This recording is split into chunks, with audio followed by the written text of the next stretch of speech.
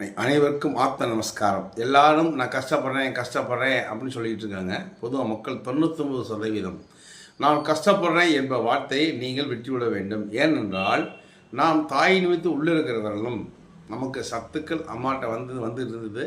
சுவாசம் தானாக ஓடிச்சு. என்றைக்கு தாயிலிருந்து வெளியே வந்தோமோ, தொப்புளுக்கு அடுத்து முடிச்சு போட்டாங்களோ, அன்னையிலேருந்து நம்ம தான் சாப்பிடணும், நம்ம தான் சிறுநீர் கழிக்கணும், நம்ம தான் மலத்தை வெளியேற்றணும், நம்ம தான் மூச்சு விடணும். அப்பயே 4 கஷ்டம் வந்துடுது.